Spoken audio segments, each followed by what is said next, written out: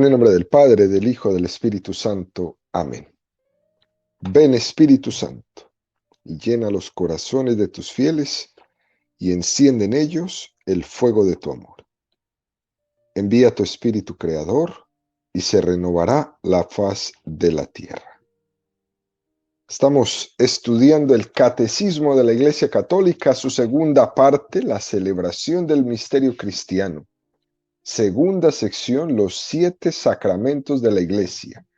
Capítulo segundo, los sacramentos de curación. Recordamos, queridos amigos, que el Catecismo nos presenta los sacramentos de la Iglesia agrupados en 3 familias. Sacramentos de iniciación cristiana, que es el tema que acabamos de terminar, bautismo, confirmación, Eucaristía. Sacramentos de curación, que es el tema que vamos a iniciar en este momento, penitencia, unción de los enfermos, y sacramentos al servicio de la comunidad, el orden sacerdotal y el matrimonio. En este nuevo capítulo que vamos a estudiar de los sacramentos de la penitencia y de la unción de los enfermos, el catecismo va a dedicar 76 números, del 1422 al 1498, a la penitencia. Y va a dedicar 33 números, del 1499 al 1532, al estudio de la unción de los enfermos. Así que nos preparamos para estos más de 100 números que nos va a regalar el catecismo de sabiduría, de conocimiento de nuestra fe católica. Fijémonos, queridos amigos, cómo la grandeza de la misericordia de Dios se pone particularmente de relieve ante la consideración de la negatividad del pecado. La malicia que supone el quebranto de la voluntad divina por parte del hombre, por parte de la criatura, ofende la majestad de Dios. Y por eso el pecado alcanza esta gravedad que es infinita. No es tanto el hecho, y recuerden esto siempre, es a quien se ofende. Hay veces los actos no son tan grandes, pero es que el ofendido es Dios, que es lo más grande. Por eso esta dimensión del pecado es tan grande. Sin embargo, es Dios mismo quien ofrece su perdón. ¿Por qué? Porque Él no desea la muerte del hombre, sino que Dios lo que desea es que el hombre se convierta de su camino y viva. Es muy interesante ver esto, queridos amigos. Nos lo regala el profeta Ezequiel 33, 11, 16. Por mi vida, oráculo del Señor Yahvé, que yo me complazco en la muerte del malvado, sino en que el malvado se convierta de su conducta y viva. Convertíos de vuestra mala conducta. ¿Por qué habéis de morir, casa de Israel? Y tú, hijo de hombre, di a los hijos de tu pueblo, la justicia del justo no le salvará el día de su perversión, ni la maldad del malvado le hará sucumbir el día en que se aparte de su maldad. Pero tampoco el justo vivirá en virtud de su justicia el día en que peque. Si yo digo al justo, vivirás, por él, fiándose de su justicia, comete la injusticia. No quedará memoria de toda su justicia, sino que morirá por la injusticia que cometió. Y si digo al malvado, vas a morir, y él se aparta del pecado y practica el derecho y la justicia, Si devuelve la prenda, restituye lo que robó, observa los preceptos que dan la vida y deja de cometer injusticia, vivirá ciertamente, no morirá. Ninguno de los pecados que cometió se le recordará más. Ha observado el derecho y la justicia, ciertamente vivirá. Es un texto precioso este de Ezequiel. Por mi vida, oráculo del Señor Yahvé, que yo no me complazco en la muerte del malvado, sino en que el malvado se convierta de su conducta y viva. Es una inagotable misericordia. Obra pacientemente con ustedes, no queriendo que alguno perezca, sino que todos tengan paciencia. Fíjense que nos regala el catecismo de la primera carta de Pedro 3:9-16, que dice: no devolváis mal por mal, ni insulto por insulto. Por el contrario, bendecid, pues habéis sido llamados a heredar la bendición. Pues quien quiera amar la vida y ver días felices, guarde su lengua del mal y sus labios de palabras engañosas. Apártese del mal y haga el bien. Busque la paz y corra tras ella. Pues los ojos del Señor miran a los justos y sus oídos escuchan sus oraciones. Pero el rostro del Señor contra los que obran el mal. ¿Y quién os hará mal si os afanáis por el bien? Mas, aunque sufráis a causa de la justicia, dichosos de vosotros. No le tengáis ningún miedo, ni os turbéis. Al contrario, dad culto al Señor. Cristo en vuestros corazones, siempre dispuestos a dar respuesta a todo el que os pida razón de vuestra esperanza. Pero hacedlo con dulzura y respeto. Mantened una buena conciencia para que aquello mismo que os echen en cara sirva de confusión a quienes critiquen vuestra buena conducta en Cristo. Texto hermosísimo este que nos regala la primera carta de Pedro. Al ofrecer su perdón, Dios pide cambio, pide conversión en el interior del hombre, pide cambio de vida, pide retornar de nuevo hacia Él. Y es precisamente esto, queridos amigos, lo que engloba el sacramento de la penitencia. Retornar de nuevo a Él.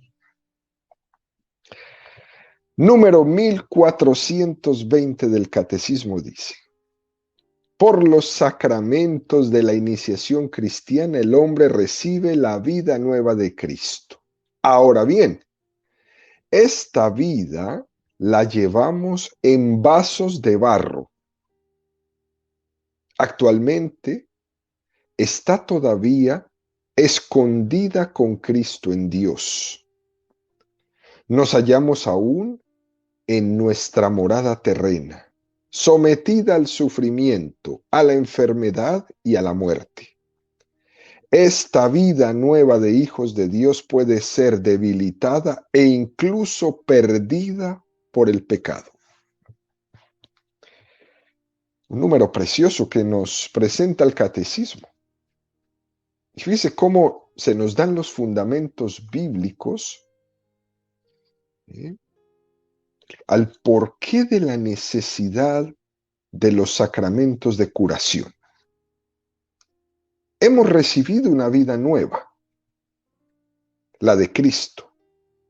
Esa nos la regalaron en el bautismo, como un don inmerecido.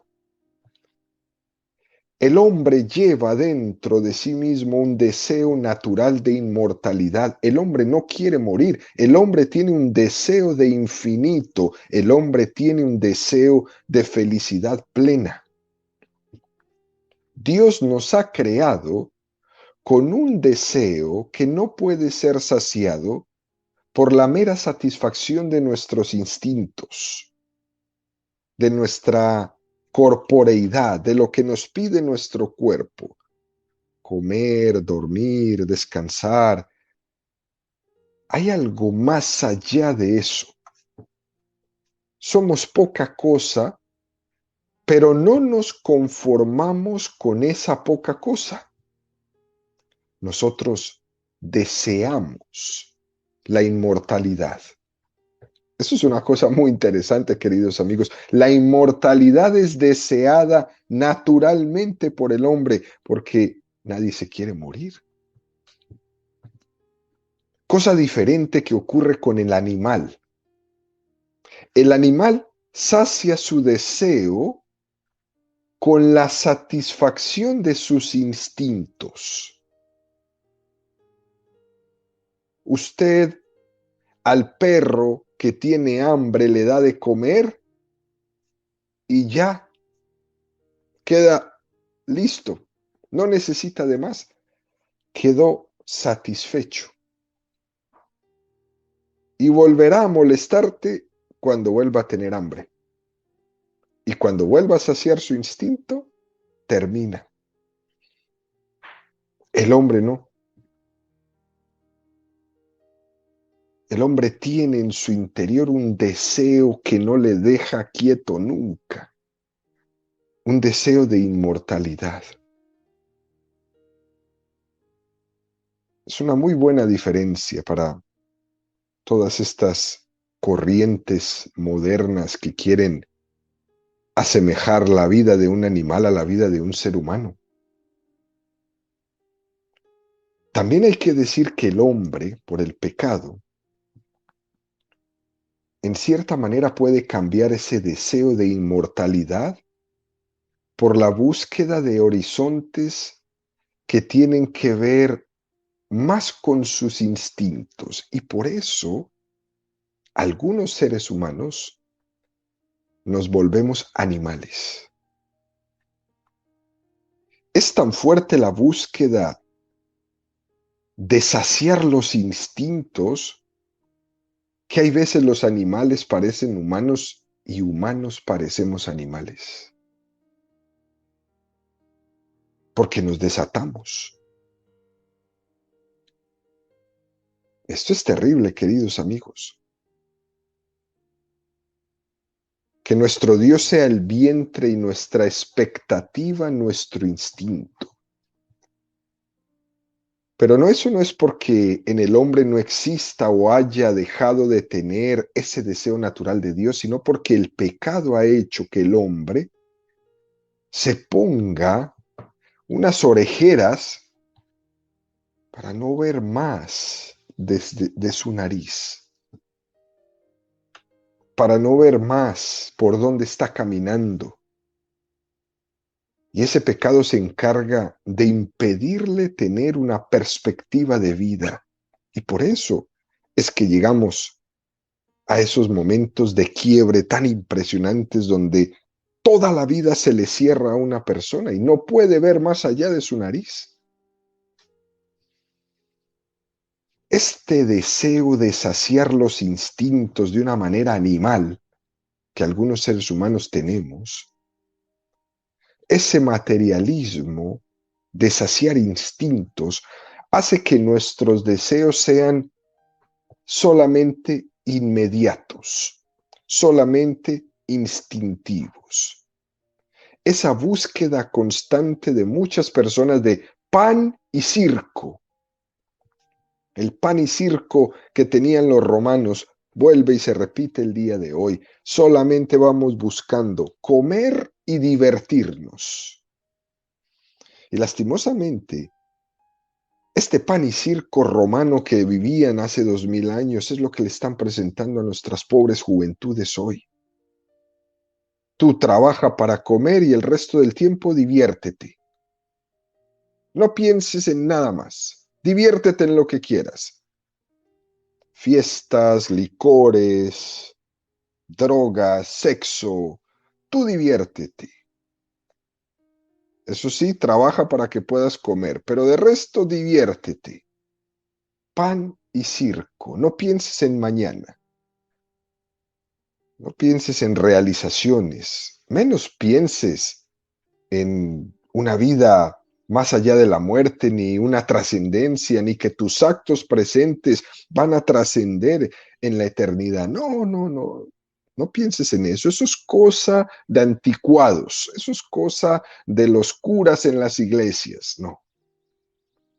Tú vive de pan y circo. Por eso ese afán tan impresionante de diversión que se tiene hoy día. Pero eso en el fondo, queridos amigos, es un engaño. Porque al hombre le es imposible ahogar esa llamada de infinito que tiene. Y por eso cuando se levanta en la mañana y siente ese vacío aquí en su pecho que le molesta, por mucho que se ponga las orejeras para no ver,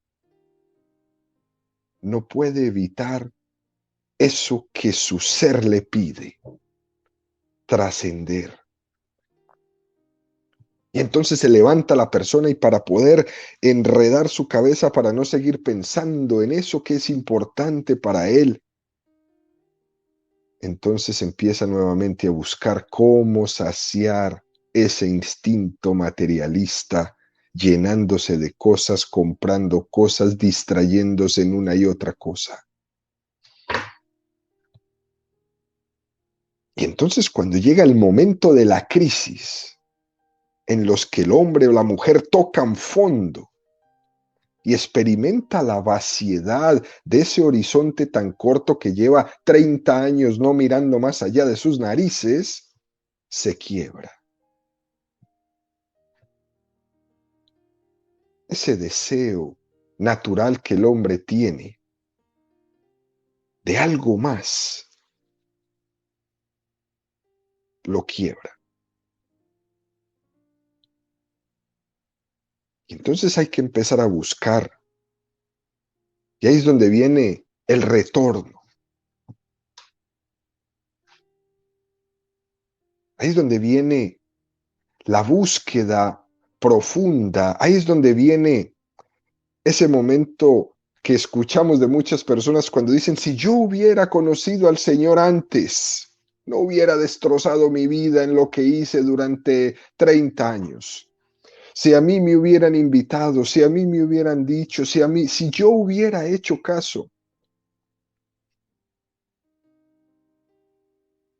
lo que recibe de Jesucristo como vida nueva va a suponer algo que supera todas las expectativas que ese hombre pudiera imaginar. Porque se nos ha concedido por parte de la familia de Dios en el cielo, se nos ha dado el poder de decir que Dios es mi Padre y que está con los brazos abiertos esperando mi regreso. Y lo más impresionante de todo, queridos amigos, es que ese tesoro tan grande lo llevamos en vasijas de barro. El catecismo nos regala tres referencias bíblicas muy importantes para iluminar este camino. Primera, segunda de Colosenses 4, 7, 9. Pero nosotros llevamos ese tesoro en recipientes de barro, para que se vea bien que este poder extraordinario no procede de nosotros, sino de Dios. Estamos atribulados por todas partes, pero no abatidos, perplejos, pero no desamparados, perseguidos, pero no abandonados, derribados, pero no aniquilados. Es un texto precioso. Ver cómo Cristo se ha dado al hombre y le da una respuesta a ese deseo de felicidad y le dice, mira, no importa qué tan mal estés, qué tan atribulado estés, qué tan abatido, qué tan perplejo, qué tan perseguido, qué tan abandonado, qué tan derribado, no importa, que ese tesoro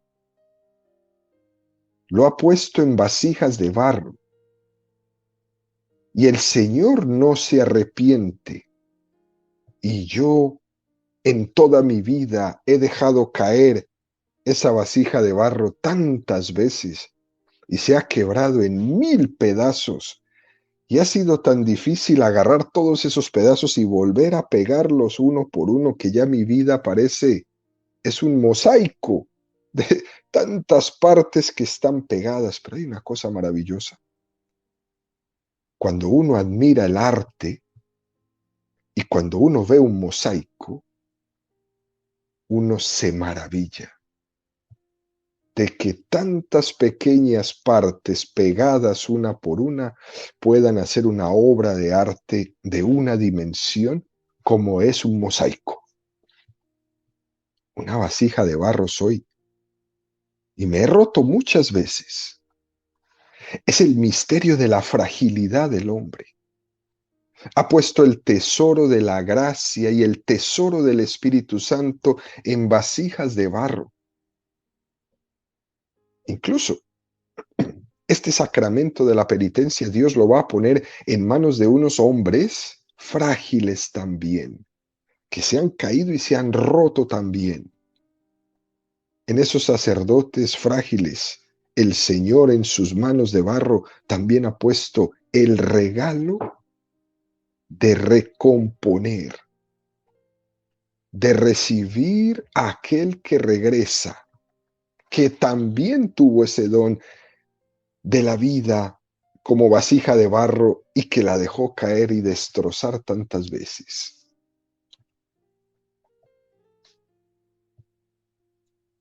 Hay que caer en cuenta, queridos amigos, de la paradoja que existe en que lo santo esté en manos de pecadores y que el Espíritu Santo esté habitando en un templo de carne. Es una paradoja muy interesante que nos conlleva una necesidad de sanación. Y Dios va a resolver esa paradoja con una sola palabra: misericordia. Esta palabra tan hermosa, tan interesante. Dios es misericordioso y es capaz de estar 1,000,000 veces cerca de nosotros, sanando nuestras contradicciones. Dios no se harta de nuestras infidelidades. Dios no se cansa de nuestras faltas de respuesta y está ahí 1,000,000 veces sanándonos. Y por eso Jesucristo instaura el sacramento de la curación, del perdón de los pecados.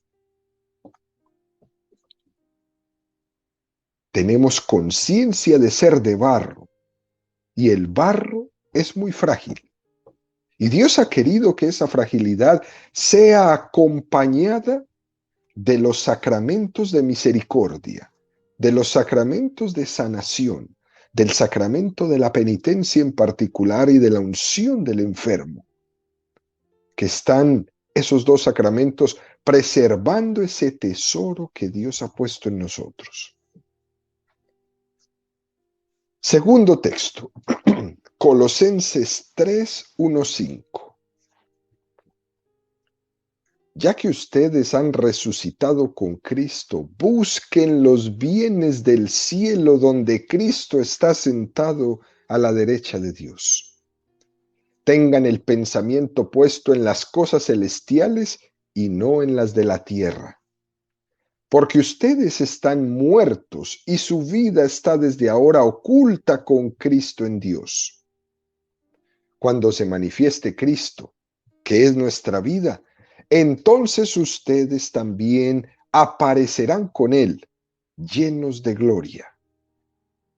Por lo tanto, hagan morir en sus miembros todo lo que es terrenal: la lujuria, la impureza, la pasión desordenada, los malos deseos y también la avaricia, que es una forma de idolatría. Qué texto tan hermoso este de la carta a los Colosenses, que hasta una lista de pecados nos da. Pero nos dice que esa vida nueva que Cristo nos ha dado por los sacramentos de la iniciación cristiana está escondida con Cristo en Dios. Porque habéis muerto y vuestra vida está oculta con Cristo en Dios, muertos al pecado cuando nos bautizaron, injertados como hijos de Dios. Estamos ahí, ocultos con Cristo en Dios. Esto quiere decir que algunas veces lo que nos resulta más visible y más patente en esta vida no siempre es lo más real, lo más profundo. Hay cosas que no pueden ser vistas con los ojos carnales, sino que pueden ser vistas solo con los ojos espirituales. Forma parte de nuestra condición humana que las cosas espirituales puedan parecer frías, insípidas, sin sabor,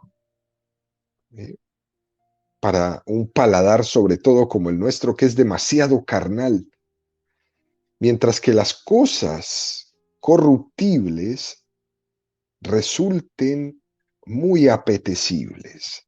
Las cosas mundanas resulten muy apetecibles a nuestros sentidos, a nuestros ojos. Esa es la contradicción que llevamos en nosotros. Por eso es necesario, queridos amigos, hacer un trabajo de sensibilización espiritual, para que uno poco a poco pueda ir gustando interiormente las cosas de Dios, para que le resulten las cosas espirituales que me hacen crecer, que me hacen contradecirme menos, resulten cada vez un poco más interesantes, más atrayentes a mi vida. Pero es un trabajo, y es un trabajo tedioso. Es un trabajo difícil, de tiempo, de muchos retrocesos. Pero no hay que cansarse. El consejo que nos da la carta a los Colosenses es de aspirar a las cosas de arriba. Porque hasta el día de hoy hemos aspirado solo a las cosas de abajo. Y es necesario esconderse para buscar al escondido. Si uno no se oculta a los ojos de este mundo, uno no será capaz de encontrarse con Dios que habita en el interior.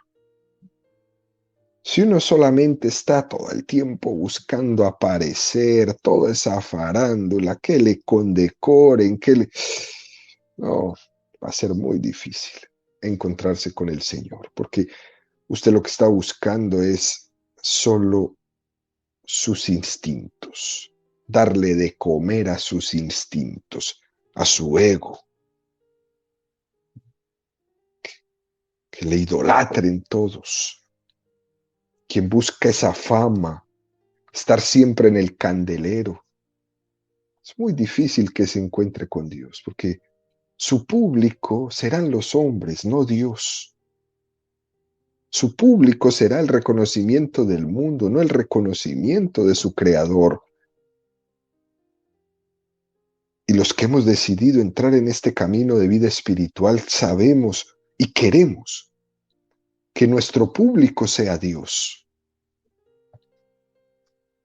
como tenemos esa dificultad, también para ello necesitamos el sacramento de la sanación, para ir purificando todas estas tendencias de que mi público sean los hombres y no Dios, de que al que le tengo que caer bien es a Dios, no a los hombres, de los que el que me tiene que aprobar es Dios, no el Facebook.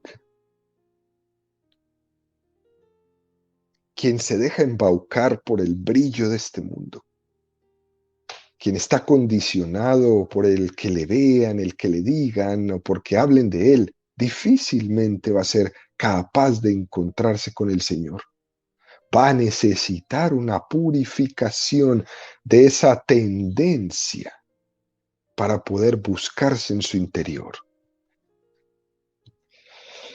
Tercer texto que nos propone el Catecismo, segunda de Colosenses 5, 1, 3. Nosotros sabemos en efecto que si esta tienda de campaña, nuestra morada terrenal, es destruida, tenemos una casa permanente en el cielo, no construida por el hombre, sino por Dios. Por eso ahora gemimos deseando ardientemente revestirnos de aquella morada celestial, porque una vez que nos hayamos revestido de ella, ya no nos encontraremos desnudos. Texto precioso, ¿no? Que tiene un dato ciertísimo.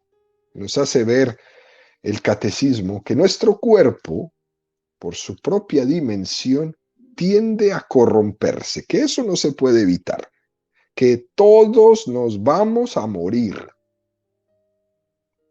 Es bastante comprensible y lógico que mientras zozobra esta nave del cuerpo, a uno le entre el miedo a la enfermedad, el miedo a la corruptibilidad del cuerpo, sobre todo cuando se comprueba que la enfermedad va acabando con la salud corporal.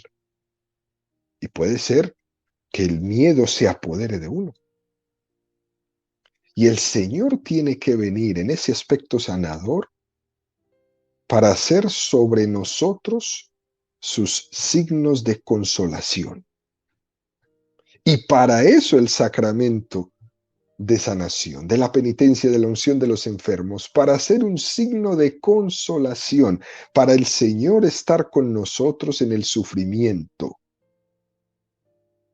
Porque esa consolación en el sufrimiento es el adelanto de esa morada del cielo donde Él me está esperando. Porque cuando me enfermo, todos los amigos que tengo me dejan solo. Si lo más triste de la gente que va muriendo es verlos que mueren solos. 4 hijos, ninguno. Se enferma, ahí le mandan a un hospicio, a que muera ahí, a que otro le cuide, a que otro le ayude. Cuando se experimenta la caída, cuando uno se queda sin trabajo, sin dinero y ya no tiene más con qué invitar a la carne asada a los 200 o 300 amigos, no vuelven, nadie. Cuando ya no eres famoso, todos se van.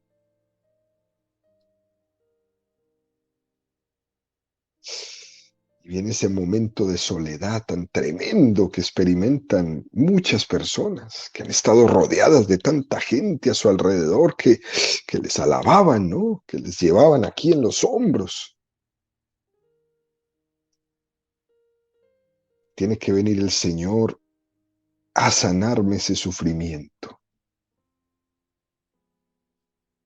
a consolar mi soledad en medio de la enfermedad, del sufrimiento, del desempleo, de lo que sea. Esto es muy hermoso, queridos amigos. Estos sacramentos de sanación van a estar ahí para consolar mi alma. Ellos tenían ese ser de barro. Y la gracia de Dios estaba escondida en ellos, ni tenían una morada terrena, cuerpo.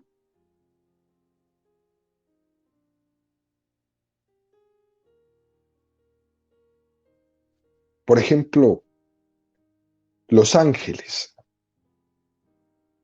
Un ángel que se revela lo hace por una soberbia pura frente a Dios.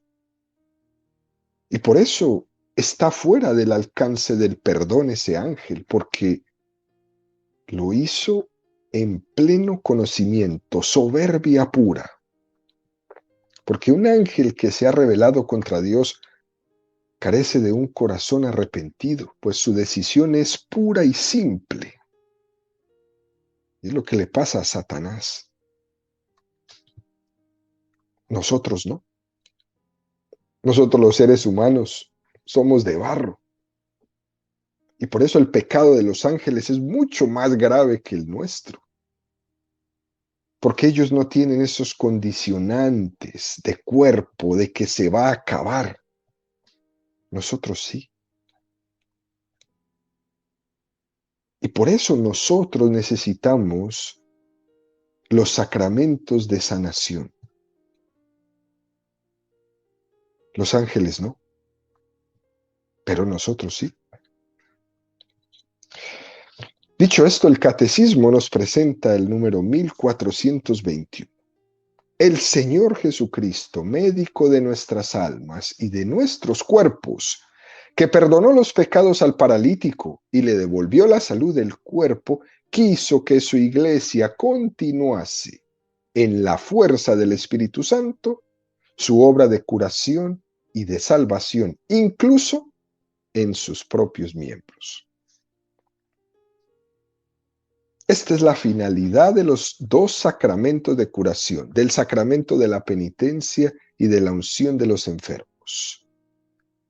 Y es hermoso nosotros en nuestra vida saber que contamos con estos. Marcos 2, 1, 12. Unos días después Jesús volvió a Cafarnaún y se difundió la noticia de que estaba en la casa. Se reunió tanta gente que no había más lugar ni siquiera delante de la puerta, y él les anunciaba la palabra. Le trajeron entonces a un paralítico, llevándolo entre 4 hombres. Y como no podían acercarlo a él a causa de la multitud, levantaron el techo sobre el lugar donde Jesús estaba y haciendo un agujero descolgaron la camilla con el paralítico. Al ver la fe de esos hombres, Jesús dijo al paralítico: Hijo, tus pecados te son perdonados. Unos escribas que estaban sentados allí pensaban en su interior: ¿qué está diciendo este hombre? Está blasfemando. ¿Quién puede perdonar los pecados si no solo Dios? Jesús, advirtiendo enseguida que pensaban así, les dijo: ¿qué están pensando? ¿Qué es más fácil? ¿Decir al paralítico: tus pecados te son perdonados, o levántate, toma tu camilla y anda? Para que ustedes sepan que el Hijo del Hombre tiene sobre la tierra el poder de perdonar los pecados, dijo al paralítico: yo te lo mando, levántate, toma tu camilla y vete a tu casa. Él se levantó enseguida, tomó su camilla y salió a la vista de todos. La gente quedó asombrada y glorificaba a Dios diciendo: nunca hemos visto nada igual. Jesús se presenta en Cafarnaún como médico de nuestra alma y de nuestro cuerpo, para que veas que no solamente tengo el poder de perdonar tus pecados, también perdono tu cuerpo. Pero es que antes de ponerte a caminar te voy a curar el alma, porque muchos de los que están enfermos no están enfermos del cuerpo, están enfermos del alma. Y una vez que recobran la salud de su alma, regresa la salud de su cuerpo. Y es bueno que se remarquen ambas cosas, porque Jesús es médico de toda la persona, de las dos dimensiones que están llamadas a la eternidad, cuerpo y alma, de las dos. Cristo es redentor del hombre entero, que perdonó los pecados al paralítico y al mismo tiempo le curó la parálisis. Jesús nos comprende totalmente y conoce nuestras debilidades. Y ese condicionamiento tan grande que supone nuestro cuerpo enfermo, nuestro cuerpo adolorido, nuestro cuerpo maltratado, Jesús también tiene la capacidad de curarlo. Por eso Jesús ve legítimo que el hombre pida sanación y que la ciencia luche para que la salud luche para combatir la enfermedad. Jesús ve con buenos ojos que la ciencia se esfuerce por llegar a dar respuestas al hombre que está enfermo, pero que esa ciencia no le impida al hombre descubrir que es Dios el que cura, que la sabiduría que tiene el médico, el investigador, el biólogo, es porque se la han dado de lo alto para que se manifieste la gloria de Dios, no para que se haga soberbio. Por ello Jesús ha querido que el sacerdote y el doctor estén incidiendo en el hombre entero, sin que ninguno de los dos se aleje del Señor. Esto lo vamos a profundizar mucho más en los números que vienen adelante en el catecismo. El don de Dios es sanador. El don de Dios nos hace hombres nuevos. El don de Dios ha tenido la paciencia de acompañarnos. El hombre no se santifica instantáneamente. Tampoco se cura instantáneamente. Necesita un proceso también el cuerpo y el alma. Ese, queridos amigos, es el misterio de la presencia de Dios que es capaz de adaptarse a nuestros ritmos. Y le damos gracias al Señor por estos dos sacramentos, el sacramento de la penitencia y el sacramento de la unción de los enfermos, que nos va a regalar de aquí en adelante, en esta profundización de estos dos temas, el darnos cuenta que el Señor es misericordioso y que ha venido, por medio de sus sacerdotes, para consolarnos.